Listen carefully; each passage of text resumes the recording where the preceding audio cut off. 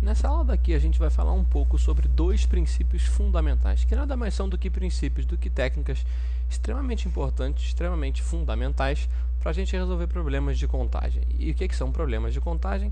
Problemas de contagem, a grosso modo, são problemas em que a gente se pergunta de quantas maneiras eu posso fazer uma determinada coisa. Então, por exemplo, um problema de contagem seria quantos jogos existem na Mega Sena.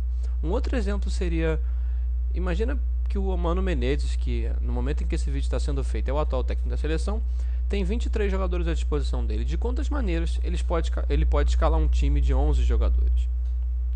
E a gente realmente vai relembrar esses princípios. Eu estou dizendo aqui relembrar, porque provavelmente você já conhecia eles intuitivamente. A gente vai relembrar esses princípios aqui através de exemplos.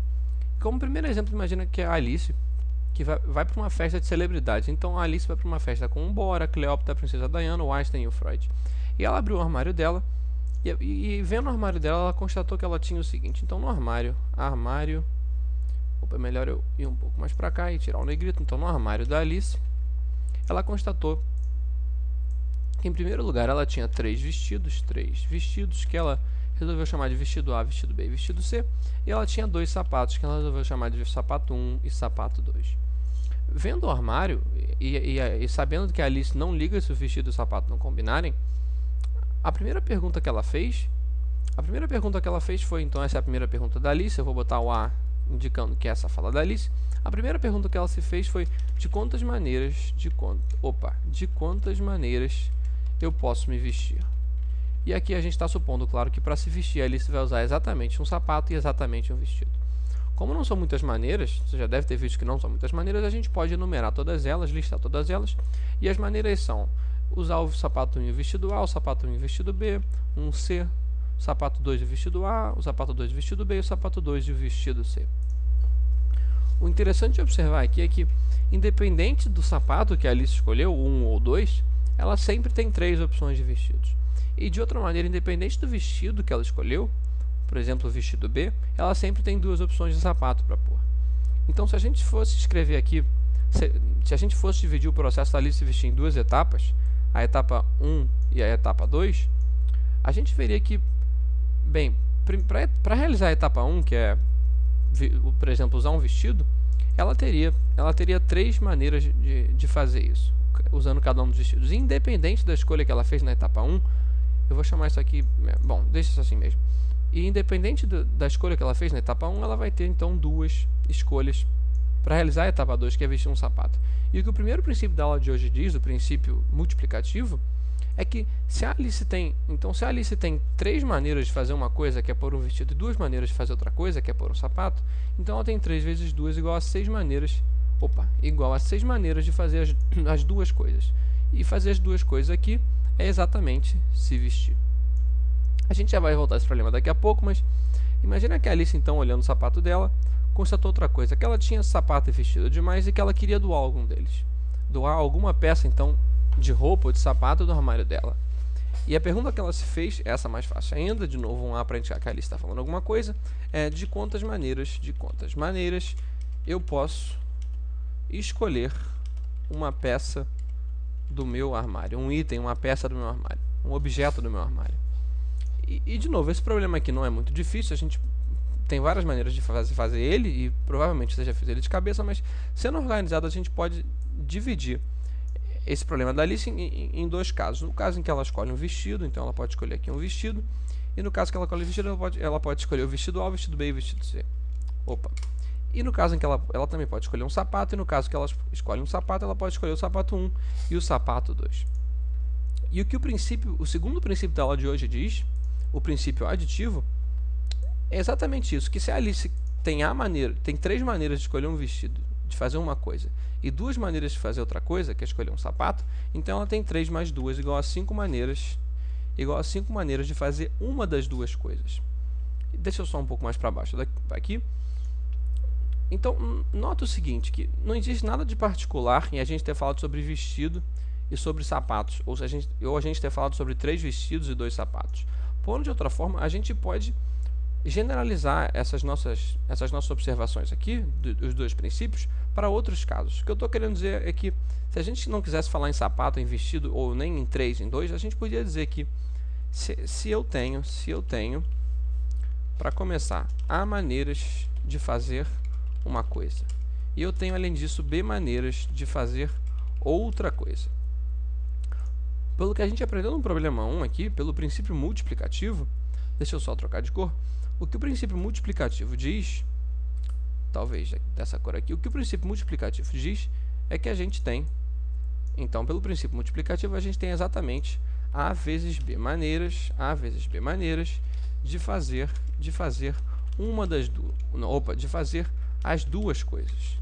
A gente tem A vezes B maneiras de fazer as duas coisas. Então, se eu tenho A maneiras de pôr um vestido e B maneiras de pôr um sapato, eu tenho A vezes B maneiras de fazer as duas coisas, ou seja, pôr um vestido e um sapato.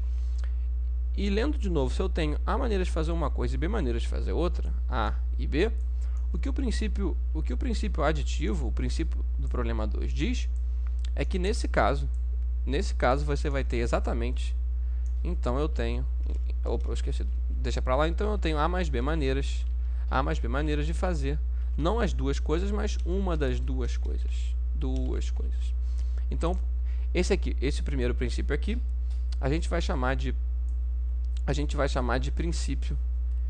princípio multiplicativo. Esse é o princípio multiplicativo.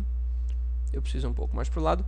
E o nome é óbvio, né? A gente está chamando de princípio multiplicativo porque a gente está multiplicando o número de escolhas em cada etapa.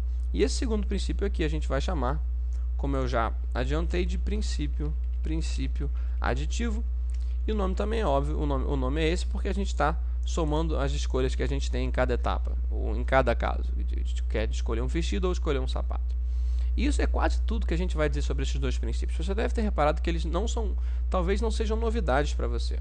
Talvez não sejam novidades, mas a intenção não é que eles sejam novidades. A intenção é fazer você ficar ciente de que para resolver problemas de contagem, a gente normalmente, quase tudo que a gente vai precisar é estar munido desse princípio aqui, o princípio multiplicativo, e desse princípio aqui, que é o princípio aditivo. E tem uma última coisa que a gente deveria saber sobre esses princípios.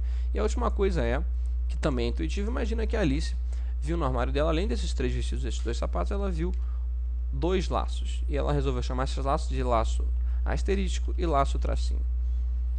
E ela fez as mesmas perguntas: de quantas maneiras eu posso me vestir, supondo que agora eu me vestir significa eu pôr exatamente um vestido, exatamente um sapato e exatamente um laço. Analisando bem, imagina que a gente vai analisar uma das combinações de vestido e sapato que a Alice fez. Por exemplo, a combinação 2C. Para essa combinação aqui, a Alice vai poder criar 2 novas combinações. A combinação 2C asterisco e a combinação 2C traço. E, em geral, para cada combinação antiga de vestido e sapato que a gente tinha, a gente vai ter 2 novas combinações. A combinação que usa um asterisco e a combinação que usa um traço. Resumindo, se a gente perguntasse a mesma coisa, a resposta seria 6 vezes 2 maneiras, igual a 12 maneiras da Alice se vestir, usando exatamente um vestido, exatamente um sapato e exatamente um laço. E da mesma forma, a gente podia agora dividir esse problema aqui, de quantas maneiras eu posso escolher uma peça do meu armário, em Alice escolher um vestido, e nesse caso são 3 possibilidades, em Alice escolher um sapato, e nesse caso são 2, e também em Alice escolher um laço, e nesse caso também são 2, são um asterisco ou o laço tracinho. Então, dessa forma, se a gente se perguntasse de quantas maneiras eu posso escolher uma peça do meu armário, a resposta seria 5. As antigas mais 2 igual a 7 maneiras de escolher ou um vestido, ou um sapato, ou um laço. E o que eu estou querendo dizer aqui é que você não precisa dizer que tem A maneiras de fazer uma coisa e B maneiras de fazer outra coisa. Você pode ser mais ousado e dizer, por exemplo, e claro que essa lista pode ser muito maior, dizer, por exemplo, que você tem além disso C maneiras de fazer outra coisa, e nesse caso você teria A vezes B vezes C maneiras de fazer as 3 coisas, e A mais B mais C maneiras de fazer uma das 3 coisas. Resumindo o que a gente quer dizer que esses princípios podem ser generalizados para mais casos. Esses princípios podem ser generalizados.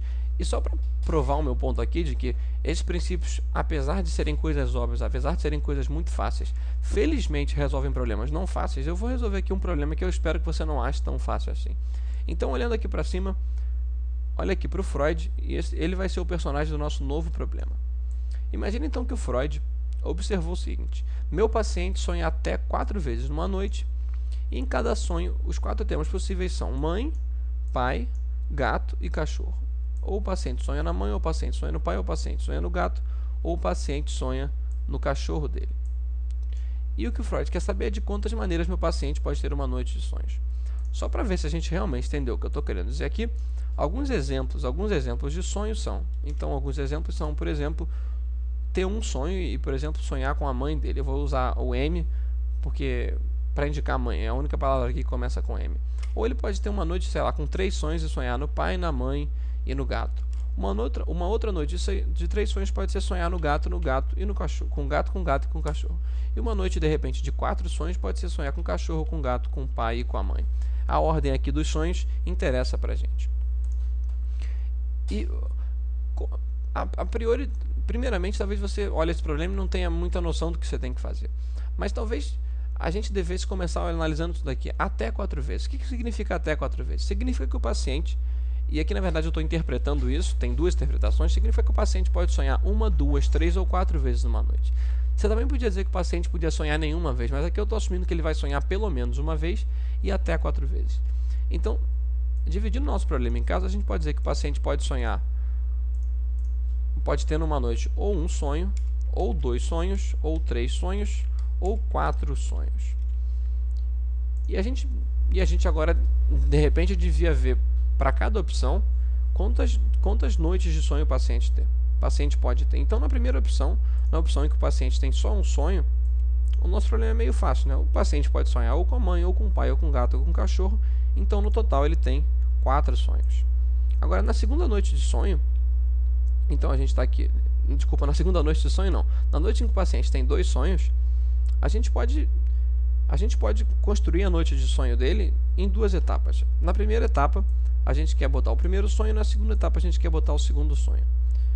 Bem, para escolher o primeiro sonho, a gente tem 4 opções, né? Pode ser a mãe, o pai, o gato ou o cachorro. E independente da escolha que a gente fez na primeira etapa, na segunda etapa a gente também tem 4 escolhas. 4 escolhas aqui para escolher a segunda noite de sonho dele.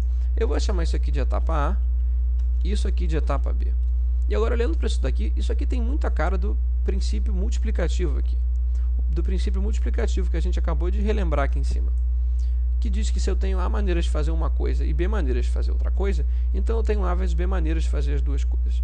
Concluindo, então, o nosso paciente, se ele tiver uma noite com 2 sonhos, ele tem exatamente 4 vezes 4 maneiras de ter essa noite. Isso é análogo e funciona da mesma forma, deixa eu só descer de novo, funciona da mesma forma para uma noite de 3 sonhos.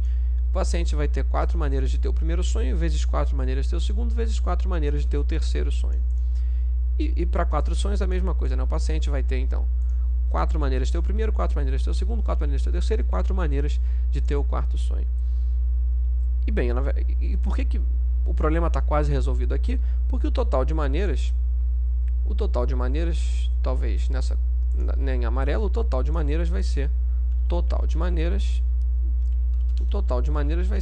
o caso 1, mais o caso 2, mais o caso 3, mais o caso 4. E aqui, disfarçadamente, eu usei o princípio aditivo. E por que eu usei o princípio aditivo? Porque eu estou dizendo, olha, se eu tenho A maneiras de ter um sonho, B maneiras de ter 2 sonhos, C maneiras de ter 3 sonhos e D maneiras de ter 4 sonhos, então se eu quiser ter uma noite de até 4 sonhos, com pelo menos um, eu tenho A mais B mais C mais D maneiras de ter uma noite com até 4 sonhos e pelo menos um sonho. Ou seja, A mais B mais C mais D maneiras de fazer uma dessas 4 coisas, que significa ter uma noite de 1 a 4 sonhos. E o total, então, só para resolver com o número do nosso problema, o total vai dar, deixa eu alongar um pouco o retângulo, no total a gente vai ter 4 mais 4 ao quadrado, mais 4 ao cubo, mais 4 à quarta, maneiras de o paciente ter uma noite de sonhos. Eu não sei nem quanto dá isso daqui, mas pondo dessa forma a gente já deixou bem claro que a gente entendeu como é o problema e que a solução numérica dele é essa daqui. Isso encerra mais ou menos a aula de hoje sobre os 2 princípios mais fundamentais que a gente tem que usar em problemas de contagem, que são o princípio multiplicativo e o princípio aditivo.